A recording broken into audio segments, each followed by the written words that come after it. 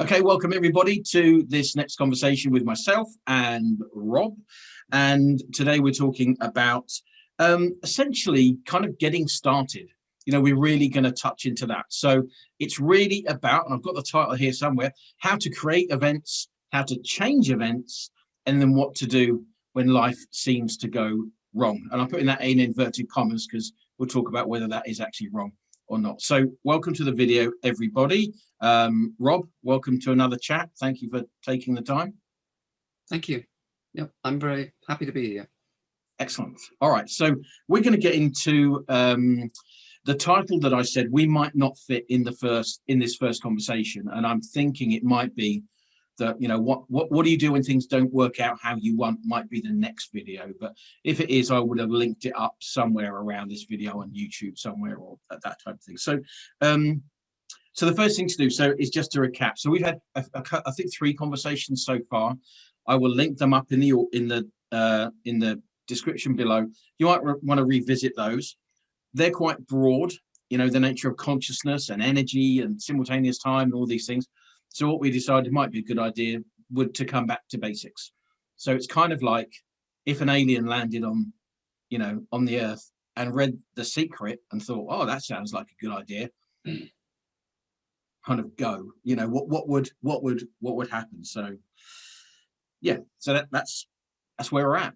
So the first thing is, what we're not talking about is what we want to do, and Rob could extend on this obviously, is really put the law of attraction in context. So we're not talking about a very simplistic view of the law of attraction that you might have found in The Secret. Great as it is, we're kind of going far beyond that into something that's a lot more complex, a lot more interesting, I think, but also a lot more challenging as well. So what do you think about that? Any thoughts on that before we jump in?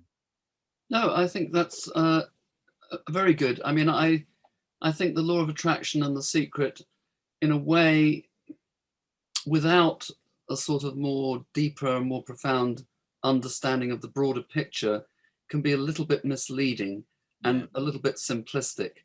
And if it doesn't work, people can feel like they've failed or something. Whereas I think that with our discussions, and certainly in reference to Seth, who is the person who I'm making my references from and gaining my wisdom from, amongst others, but mainly the Seth Material, gives you a much broader and much more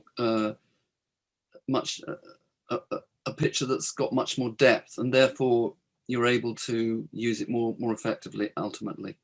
Yeah, no, I think that's right. I think a lot of the times with this idea of the law of attraction, which is kind of the tip of the iceberg, isn't it, of the kind of thing that we're exploring, the Seth Material, which also bumps into things like quantum physics, that so it's kind of matching science and spirituality. That's kind of where it's all kind of going to some or other degree. So I think the Seth Material provides a much more complex but an understanding that has much more longevity to it, because it's not just about creating events that you want. It's not kind of going, I want to create more money, or I want the Ferrari, or all that kind of stuff. And if I don't get it, then it's okay. I've got a Morris Minor, and I'll be okay with that. Morris Minor, that shows my age, doesn't it? Great car. Yeah, great car. I agree. Yeah. So I suppose the idea is that this is a much broader understanding into which the law of attraction fits, and it's not almost even the first bit. The first bit is really trying to understand how this place works. The ecosystem that we find ourselves in is not physical anymore. It's mostly space and all those things. So that's the context that we're bringing it into. Mr. Alien, if you're watching this, then this will be a good start. So that's I hope we're speaking your language. So that's the context we're doing. So the first subject is getting started. So what would you say? I've got a couple of notes here about how to approach, good advice, if you like, to get started. How would you, if I was an alien, which I may or may not be, then what would you say about getting started for the absolute beginner? Well, the absolute beginner. Well, I mean, I always say this. I've said this in all of the talks, that really read the first two Seth books, because they will really help whatever you decide to do from then on. And in those two Seth books are two, well, no, not more than two. I mean, there's several exercises which you can do to immediately start practicing creating your own reality in a conscious way. And that's, I think, a very good way to get started. So I would also suggest just starting to be more observant to what's going on, be more observant of your of your thoughts during the day and your emotions, and not necessarily deciding to change them immediately, but just noticing, oh yes, and then just seeing if you can connect up what you're thinking about and how you're feeling with any events that are going on in your life. So let me pause you there to put that in context. So the idea, of course, is that your beliefs, desires, and expectations are mirrored by the physical reality that you're experiencing. You know, note for note, if you like, i.e., nothing can occur within your physical reality unless you believe it's possible, unless you expect it to happen. It will be in line with your emotions and your beliefs. And so the first stage is to observe where you're at now, rather than try and go, okay, I'd like another couple of grand in my bank account, right, go. The main thing may be to actually try and understand and take time to understand how what you're doing right now is affecting your reality.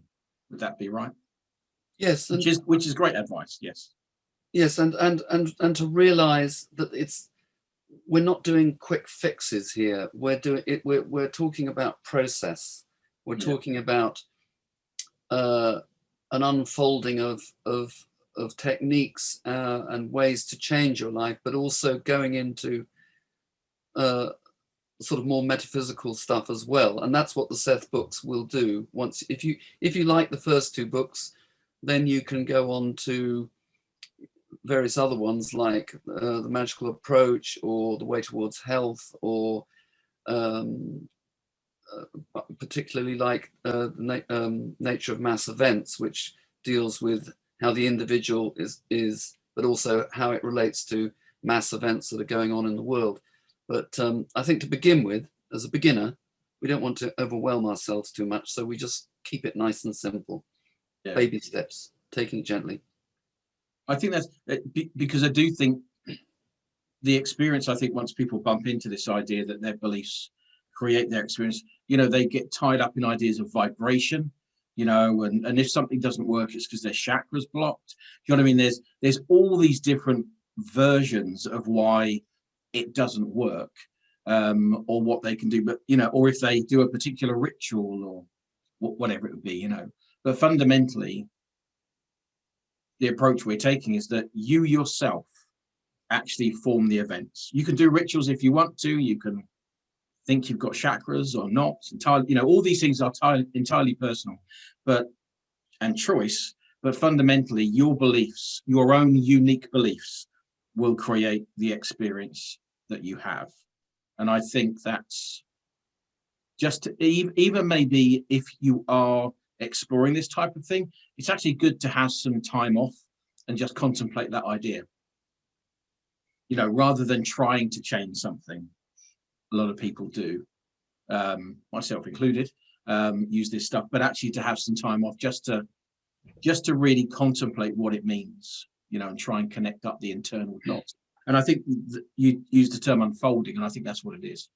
It's a kind of an unfolding of one's identity that just happens to affect your reality, but it is actually about one's identity above all things. Yes, and making sure, yet again, that you do it in a gentle way, you know, that it's not, because I think what can happen with people, and I know it happened with myself, is that you think you come across this idea, you create your own reality, and then you look around and you can see some good things you create, but you probably, because of the nature of most human beings, will start noticing the things that they haven't created very well, or even, you know, things that seem absolutely awful, and then go, well, I created my reality. Oh God, look what a horrible reality I've created, which is completely understandable and a phase that one goes through. But I think that's very important. So to be very kind and compassionate and say, okay, this is what the situation is now up until now. I haven't had this wisdom and knowledge that I now have access to.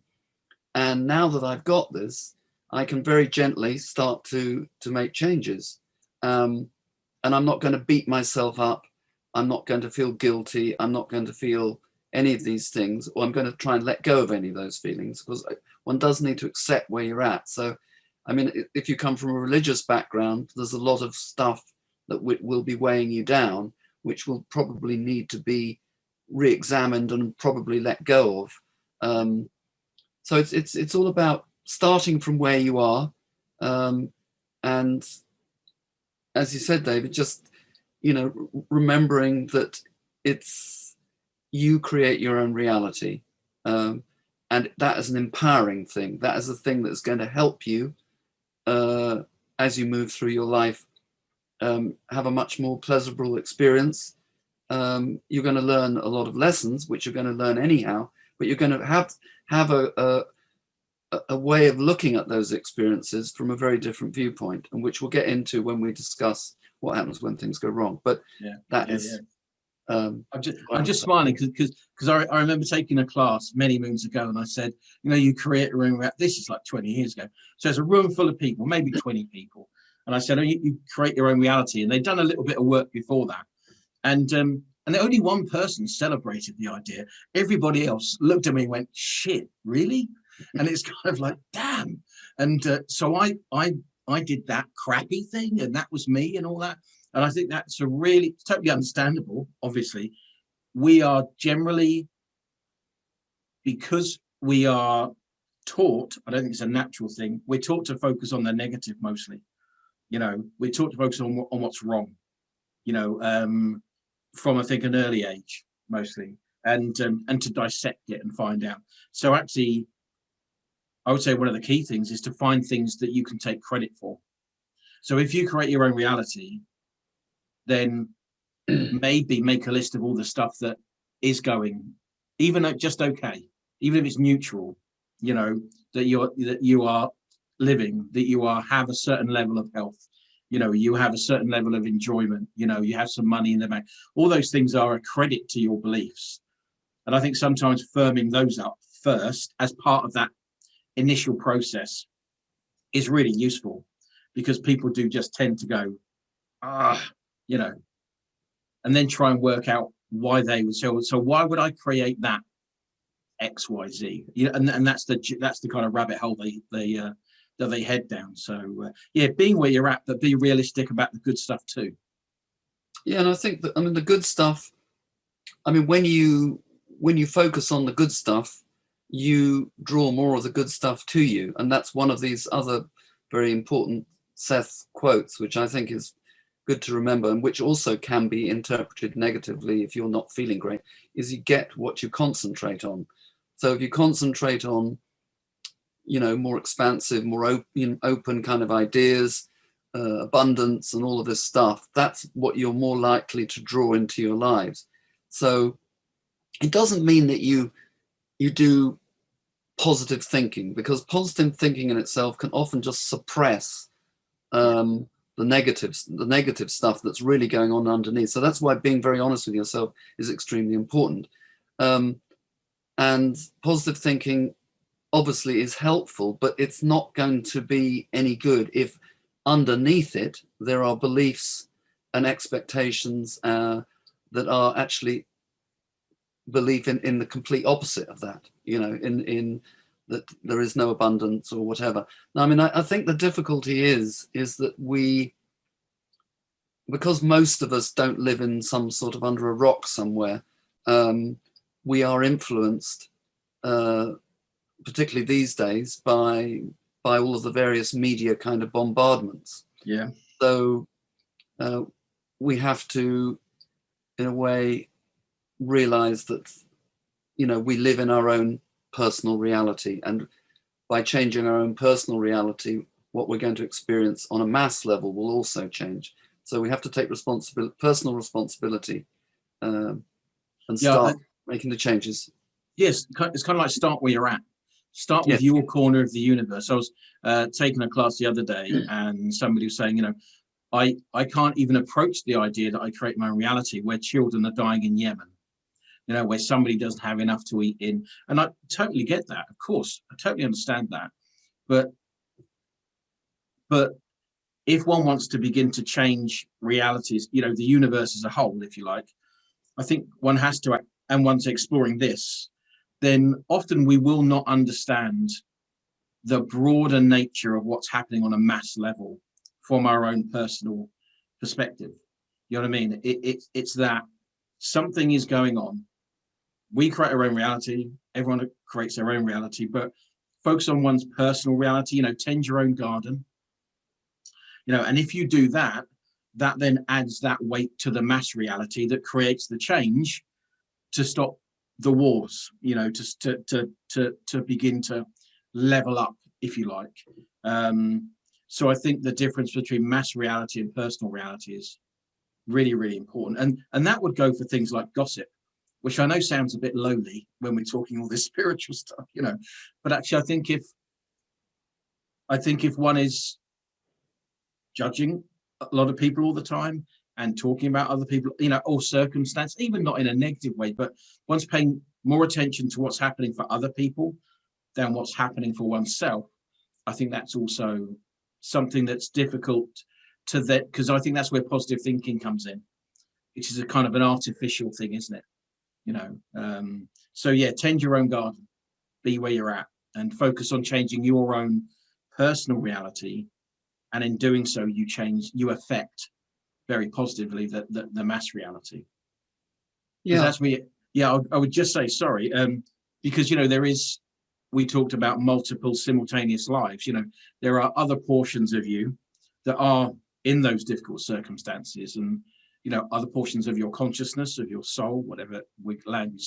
So actually, by really focusing on your own personal reality, you do affect, that's how we affect the mass reality, so a passing thought. Yeah, go on. What were you going to say? Well, I was just going to say that,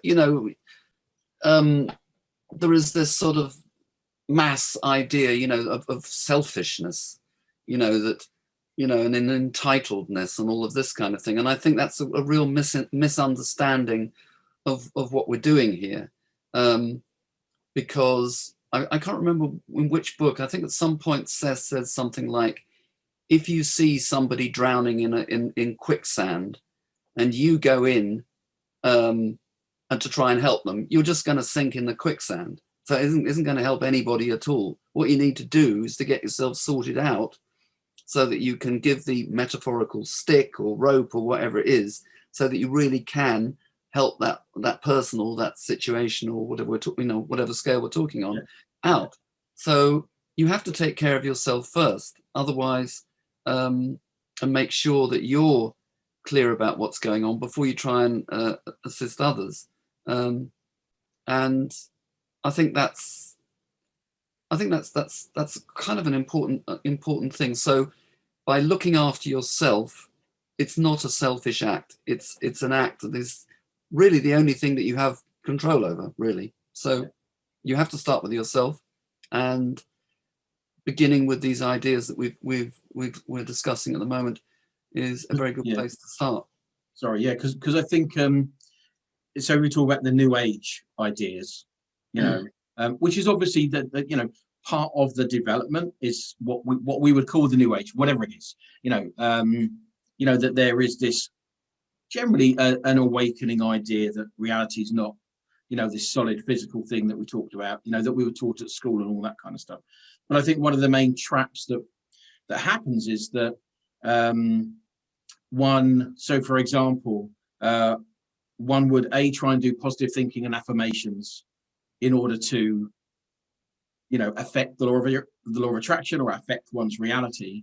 But underneath, one would also, as you say, hold the opposite view. So it's almost like trying to love everybody in reality, and I have come across that, people saying, like, I just love everyone, man, that's it. But actually, with a little bit of a shove, in a nice way, a little bit of a probe, you realize that's not true at all.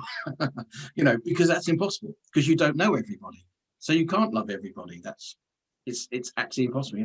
So I do think there are a lot of things in the new age area that have kind of come in, that actually are unhelpful in terms of taking this further on, if you like. And I think that's one of the traps that people do. They get almost, we've moved from the intellectual view of the science. A lot of people have gone way over to the emotional view. So, I just want to love everybody. Whereas actually, I think what the Seth Material talks about and what we're exploring is it's kind of spiritual psychology, if you like. So we're trying to understand the way we think, the ecosystem that we're in, and how they work together, this not being a physical place. So I do think, if we can kind of step ourselves out of the new age a little bit and realize that being selfish is actually a good thing. Looking after oneself is a good thing. Yes, I think that's a much better way of putting it. That one's trying to assist oneself, and in so doing, you automatically assist everyone around you. Because, for example, if you're feeling happy and positive and you're laughing, and everyone you meet is going to be affected. If you walk down the street and you see somebody who's happy, there's a tendency you want to smile too. You see somebody walking down the street who's miserable, it's either you're going to be turned off by it, or it's just going to make you feel your own misery in a way. So I think it's a very, this thing about loving other people.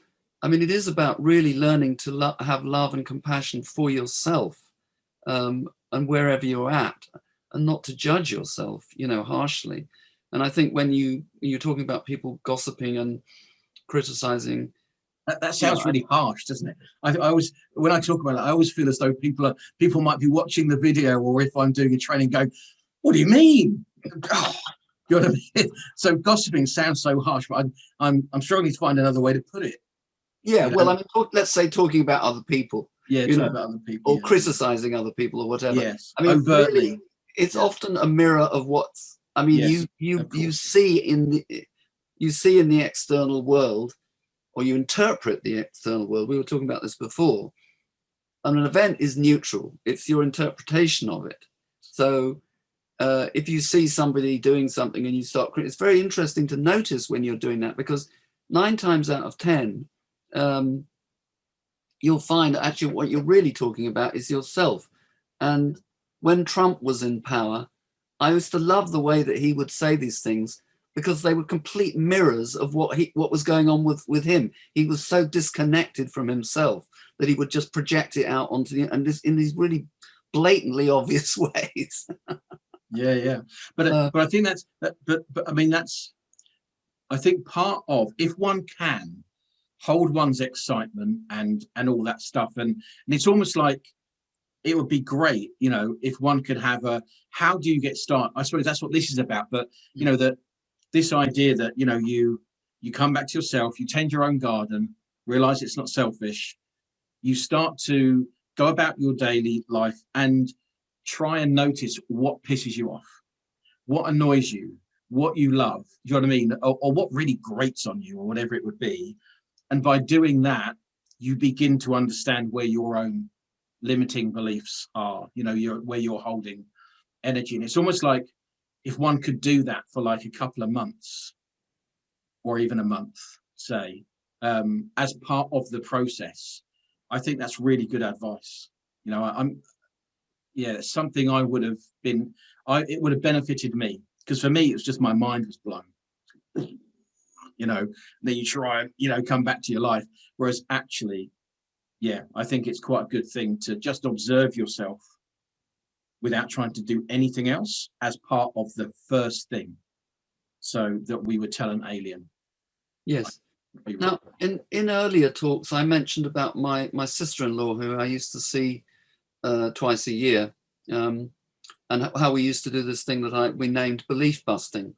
And Yeah. it just came to me now, and I was just thinking that actually that might be a very good thing to suggest as well, as if you know somebody else who's into this stuff, to actually meet up regularly and discuss beliefs and thoughts, and help each other working on beliefs in the way that I think I described before, which is one person has a notebook, the other person talks about an issue that they've got, and you write down all of the things that that person probably thinks are facts, but you know, you probably look and realize their beliefs. And that way, I think you can move the process on a bit, because I think it's quite hard. Well, I found it quite hard anyhow, being the sort of person who was trying to get to the thing, and also the person who's sort of observing at the same time. So I think having somebody else help you, or working in partnership, can be very, very helpful. And in fact, I would really recommend that, or perhaps joining some sort of group that discusses these kind of things would be very important. Because I don't think doing this on your own, I mean, it can be done on your own. And it's tricky. It's tricky. It is tricky, without a doubt. Yeah. Because I think where one bumps into, the concepts are so, are so different. Oh, it's a multidimensional reality. In the conversations we have, it's great. It's all quite normal. This is, and obviously Claire, my partner, we have these conversations all day, every day. And I forget that if I were to go and talk to the guy over the road, he'd think I was a complete loon. But I think actually, as you say, talking to somebody else who's on a similar level, I don't mean better than, I just mean who appreciates what you're trying to do, maybe, would be very helpful. I'll have to find another alien though, won't I? I'm not sure. I'm not the only one. but yeah, I think that's really good advice. Yeah, it's almost like, I think sometimes because it's classed as spiritual or metaphysics or whatever, it becomes trickier to ground it in the way that the first part is mostly psychology, in the broadest sense. And of course, one then knows that you're doing it because you're trying to understand how your reality and identity is reflected within your reality. And I think if you can take it on that quite normal, quite flat, basis, where you don't have to do, it's not like rituals or putting a feather on your head or anything. It's almost like the biggest challenge initially is the psychological one. How do you get through to yourself this idea that what you believe is not true? Probably 99% of what we believe is an assumption. Yeah. About ourselves and other people. That is a lifetime's journey in itself, isn't it? I think so, because I think we hypnotize ourselves. I mean, Seth talks about this, how we hypnotize, and we get, we all around us, where people are, people make these statements like, oh, I don't know, when you get old, your body deteriorates, or, now that you're over a certain age, you better make sure you get the flu shot or whatever. These mass beliefs that are being bombarded. I mean, I'm just thinking of a couple offhand, but just generally around, and Seth calls this one-line official consciousness.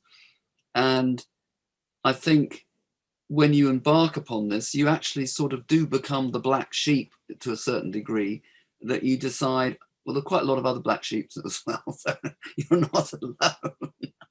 But, you are embarking on something that is relatively radical, but just so incredibly life-changing. And I think that's one of the reasons I'm enjoying having these talks, is that because I think if anyone is watching this and is listening to what we're saying and is taking some of these ideas and working with them, then you've got the potential to revolutionize your whole life. And to me, that is, if it isn't that practical, if it's all just theoretical, then we've missed the point. The point is to actually use these things and find out ways in which you can use them. And we're making suggestions, but there's loads of other things you could do as well, which maybe we haven't even worked out what they are yet. But I've been doing this for, half my life. So, and I feel like I have a reasonable understanding of it. But even, I discover new things every day. We're just on the tip. We're just below the tip of the iceberg. Yeah, we are. We really are. Not claiming to be anything. I think the interesting thing is, I've got my challenges. You've got your challenges. I mean, thankfully, the challenges I have are much less than the ones I had before. And because I've been able to use these ideas, and because they're so compelling, I don't have a day off really exploring this and trying to understand how does it work and how do I work and that type of thing. So for me, it's a bit of I wouldn't say it's a way of life, without a doubt. It's a way of life. But I do think if one can take a long-term view of it, and think about this in this unfolding way, then one will discover other ways that we haven't even thought of or bumped into. I mean, it's not as if there's a one way to do this. There is a million ways to learn this. Dreams being one. I think that's an interesting avenue to kind of explore. But I'm just gonna go back over what we said in terms of if I was an alien, what would you tell me? So the first one, you can add any two. And if you're watching this, you may be an alien too. So that's okay. So the first one is, I would say, I'm going to reiterate what we kind of both said, and you can add to it or whatever. So the first one, I think, is take your time. I think applied effort is needed. There's no doubt you've got to want to do this, but I think take your time and maybe just begin as an observer rather than anything else. The first one. The second one, I think, is very good. Didn't occur to me, which is to join a group. Join a group, get with somebody who's on the same kind of level as what they're trying to do, and begin to help each other discover. Because if our beliefs create our own reality, it makes common sense, obviously, to go and look at what you believe. Yeah. And of course, your emotions will be involved in that as well. And the third one, I think, you use the term hypnosis, and we've used it in a few talks, on this one and separately as well. And that's why I took a course in neuro-linguistic programming and hypnosis, because I think they are so useful. So I think the third one would be to embrace the cycle. Although it's spiritual, that initially it's going to be psychological. Initially you're going to have to work out why you believe what you believe, and you're going to have to wrestle, as you say. If one comes from a religious background like, say, Catholicism, we met somebody yesterday, didn't we? Very wise guy, very lovely guy, who said that one of the first things was having to extricate himself to realize he can believe Catholicism or not, and I imagine that would take some time to work through. So take your time, be an observer, try and connect the dots. Second one is join a group or get some kind of support. I think that's important. And the third one is recognize that it is initially a psychological journey, and to try and find ways. I would suggest, if anyone can or wants to, take a hypnosis course or an NLP course, or neuro-linguistic, something that helps you learn how to manage your ideas, which is useful. So they're the three so far. What do you think? Yep, I think that's very good. And I think it can't be emphasized too much that you need to take this gently and slowly, because it is, it's kind of overwhelming if you haven't been familiar with this stuff. There is a lot to digest, and if you read the Seth Material, you realize that, like, they're in numbered sessions. If you read more than about 2 or 3 sessions, it's like you can't remember what you've read. It's just you will have absorbed it on some level. Yes. But it takes time. It really does take time. So, and start nice and easy. Really, I think that's this thing I was talking about, the group thing as well. Not the group, the getting together with somebody else. I did join another an online Seth discussion group for a while, and it was mainly to do with dreams. And on that group, they talked about getting what he referred to as a dream partner, which is somebody that you can meet up outside of the group and discuss dreams, and perhaps be able to work on interpreting them and finding out what they mean to you individually. But I mean, I see that also as maybe you could get a belief partner, somebody who you work on beliefs or something like that. So I mean, I've only just had this idea, so it's a good idea for many years. We'll have to set it up, won't we? No, I think that's a great idea. I think I think one can spend. I'm only talking from my own experience, and working with other people and all that kind of stuff. As you say, this is so overwhelming that however you get the material, obviously we're talking about Seth Material, which I would suggest people go and start with. Seth Speaks, and then The Nature of Personal Reality, those two books. But however there are other ways obviously to gain the material, but I think that they're the best we've got right now in this reality. And really sometimes, people say, they read 2 sentences and have to put it down for a day, because it is because it's such a radical. I mean, it's describing a completely different. I'll call it an ecosystem. I'm not sure whether that's accurate or not, but it's describing a completely different system of reality than the one that we are used to in any way, shape, or form. And I think the more you go into this idea that you create your own reality, the more radical it gets. And we're not going to get that radical here. We just stick with this subject right now, because it can obviously go much further, and it's such a long exploration. So, okay, cool. So, how long we got here? So we've got about 15 minutes. Then we'll be about an hour, I think. So hopefully, if you're sticking with us, then what we'll do now is maybe, what do you think about describing if one wanted to create something new? So we've gone through the introductory phase. You've got your belief partner. Good idea. You've got you've realized you've got to focus on your own beliefs, and that also, and you're going to go, I'm going to take my time with this. Okay, next, what would you do? What are the steps to actually begin to create something, would you say? How would you start that process? Well, I mean, I would probably look at various areas of my life. I would kind of look at health, relationships, finances. I think those are probably. There are some other ones, but I can't think. Like categories. I would also look at. I agree. I mean, I look at those regularly, but also, am I nervous of change? Oh yes, yes.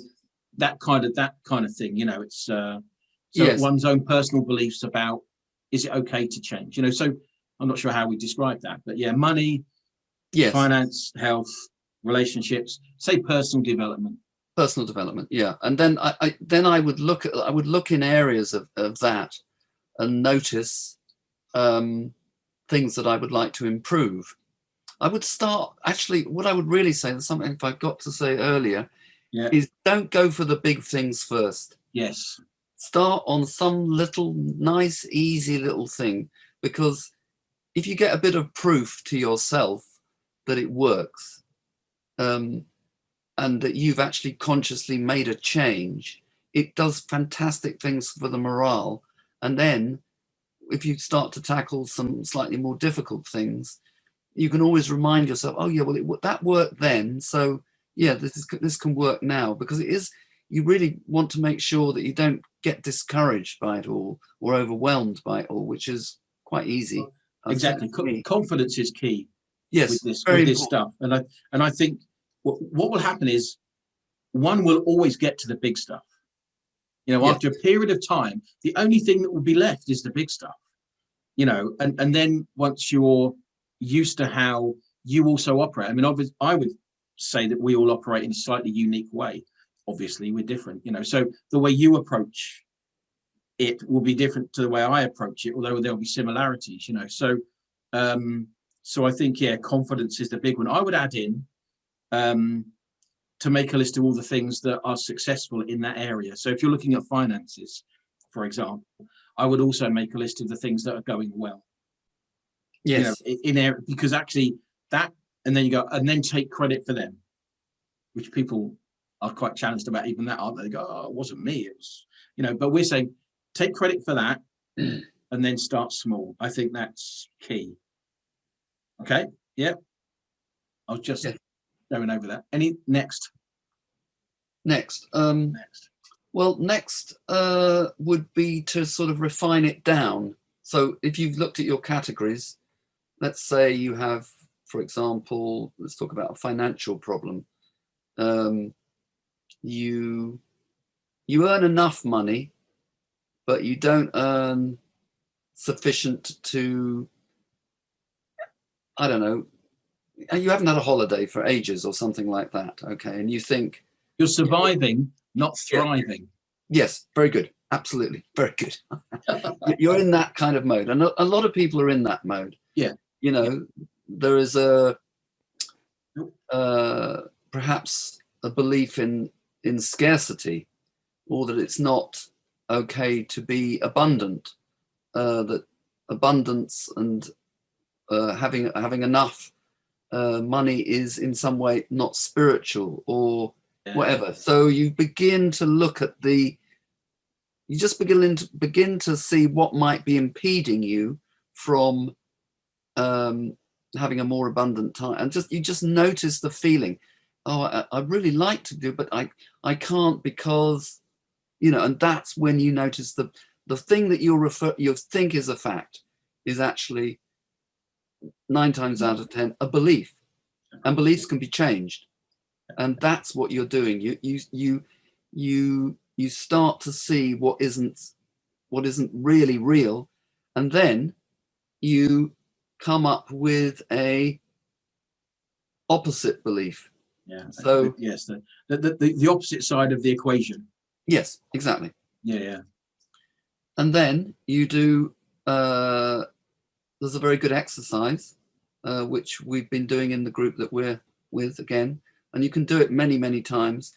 Is where you select one simple phrase, or one simple new belief. Okay, and you might have to tweak it a little bit, but what you do is, for no more than 5 minutes per day, possibly twice a day if you want to. We've been doing it twice a day. You repeat this belief, but it's not just an affirmation. It's like you are inserting a new belief into your reality, and you imagine as vividly as you can, if you're a visual person, what it would be like. You feel the feeling, you have the emotion of what it would be like if this belief was in place. And what I also do is imagine a future event where I'm talking to somebody and we're saying, God, I'm so much more. I went on this fantastic holiday, and we talked about future selves before. You link with the future self and connect with that. So you repeat the phrase with great intensity for a very short period of time. You then go about your business the rest of the day. You don't think about it for the rest of the day because you don't want to hassle the thing. You've just dropped it into what we refer to as framework 2, which is a place where maybe we've talked about this, maybe we haven't. I don't think we have. I'd say, you're kind of dropping it into the world beyond the 5 senses to go and to build energy and begin to bring those events into your life. Yeah. And you just allow it to kind of simmer and cook, basically. And if you can try it for, I think he said, Seth in the book, and it's in the Nature of Personal Reality. Well, what I'll do is I will link that script that you're talking about into the description as well. Okay, good. And just see how that goes. And if the phrase starts to feel not quite right, you can change it, but try and get in the phrase, try and get to the opposite, to the limiting belief that you were holding. I think that's the important thing. Yeah. And I think that's a very, very, very good thing to start off with, because that is when you start to consciously decide to change your belief. And then you'll find other beliefs will start to come up. You think it's one belief, and then eventually other ones will come up and you work with them. And then that'll eventually, after a while, come to core beliefs, which are much more, these are much more bigger beliefs that straddle all areas of your life. So start with a simple thing. Yeah, and I think that's perfect. I will reiterate that just to, so the first thing. So what I'll do is I will put the script below. I already put it onto the website, so people can click on there and go download it. But I think so. Starting small, realize that one's beliefs are not actually true. Beliefs are beliefs. And they are able to be changed. Explore your beliefs and emotions. Find the counter one to it, and then use the script. And what we're not going to have time to get into today is what to do if it doesn't work out, or what if you think something goes wrong in your reality. I don't think we're going to have time for that today. We'll do that on the next one. But I think that where the rubber hits the road, if you like, where one begins to learn one's skills as a conscious creator, is when one actually takes an active interest in changing, and I think that's a really good place to start. So if I were an alien, I think that would that'd be a pretty good place to start, I think. So and don't worry if when you do these exercises nothing seems to be happening to begin with, or if even after a few weeks nothing seems to be. It's just things need to be tweaked, things need to be looked at. It's a learning process. Just look at it as a learning, as a joyful experiment. I think that's the best way. A playful experiment. Playful. And I think that I'll tell you what happens for me if it's useful is that I start something. My first feedback, because the ultimate feedback is you get what you're focusing on. Whatever it is, you go on that holiday, you improve your health, whatever it would be. But I think what happens with me is the first thing is that I will get an emotional reaction to the statement that I'm working with. That will be either, hey, this feels a lot better, or actually I feel a bit shitty. And it will be kind of one of the other.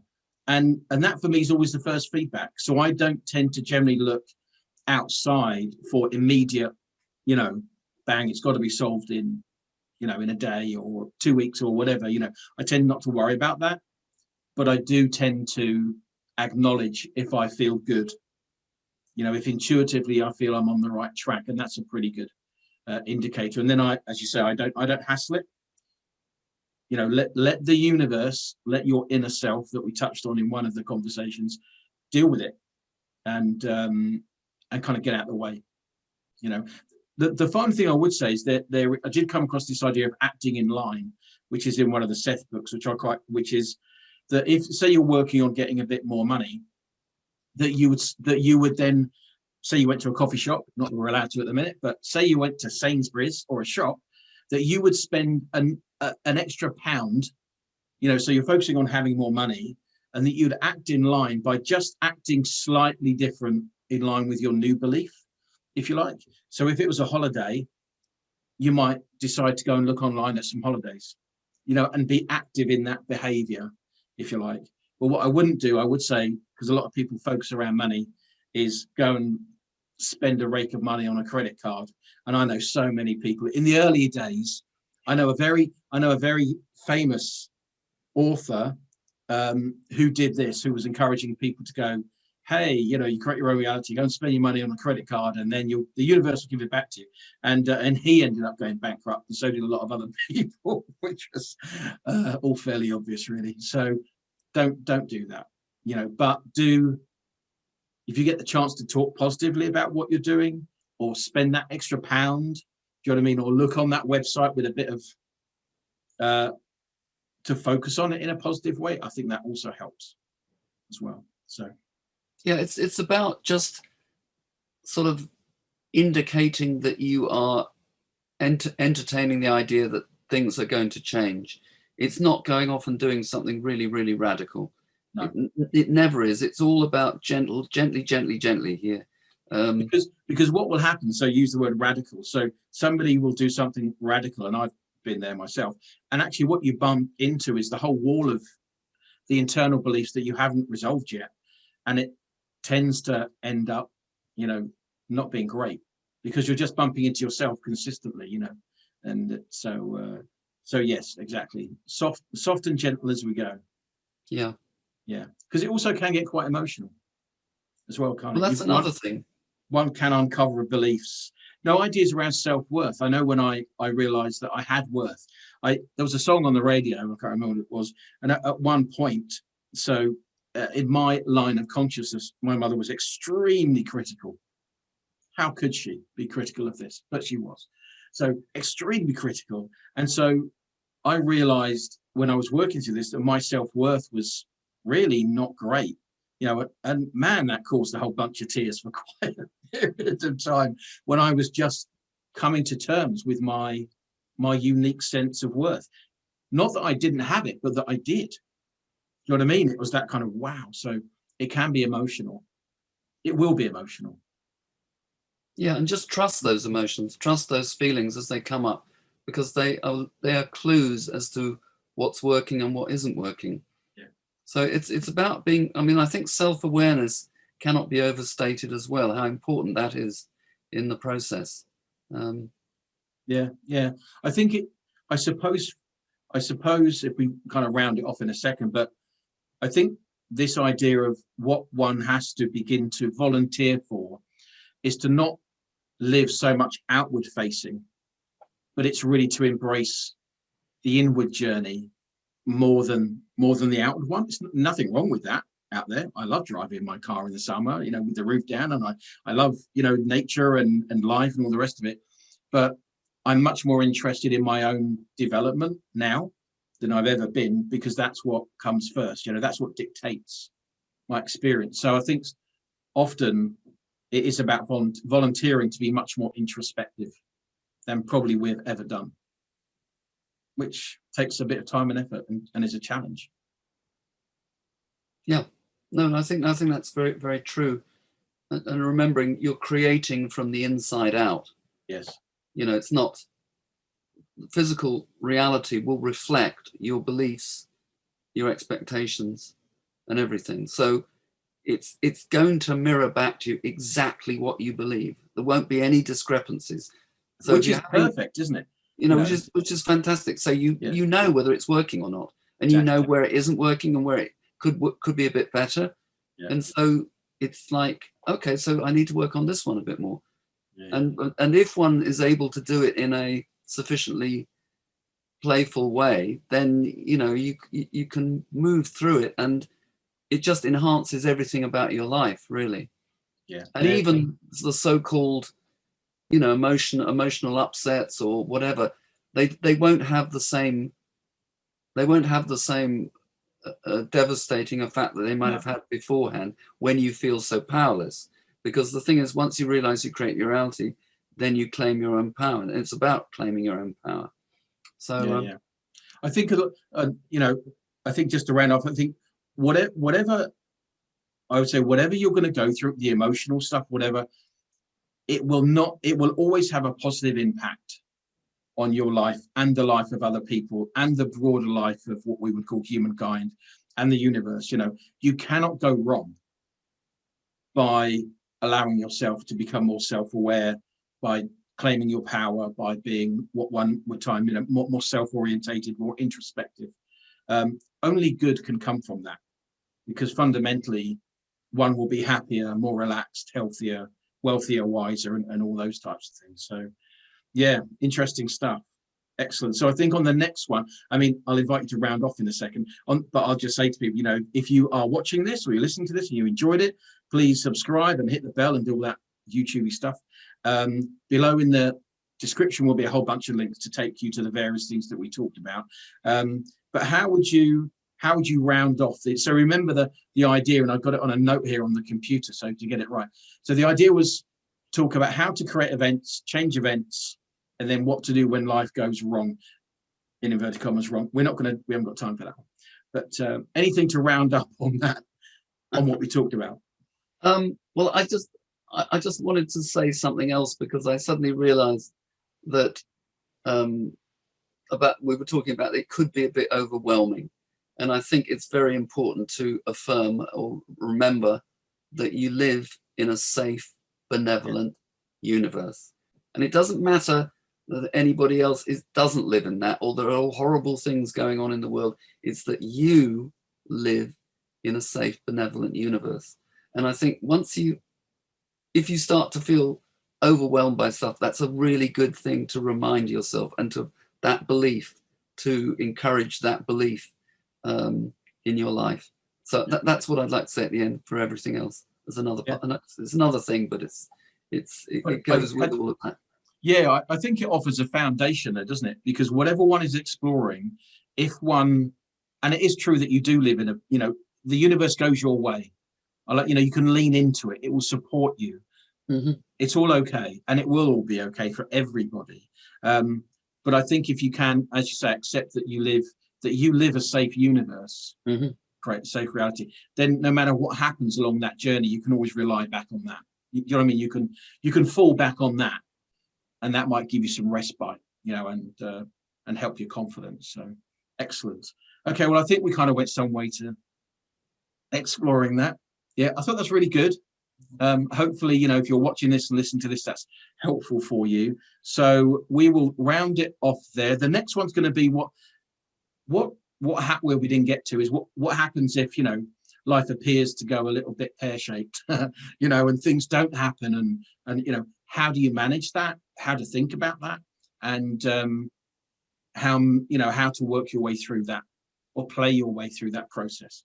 So that's what we'll do next. So yes, so thank you very much, everybody. Thank you very much, Rob. We will call it a day there. So yeah, thank you very much, Rob. Okay. And thanks, David, and thanks everyone for watching and listening. Hope we've been of some help, and just enjoy the process. That's what I say. We'll see you again next time, hopefully. See you again next time. Yeah, that's it. Take care. Have a great day. Bye for now. Bye. Speak soon. Take care. Bye.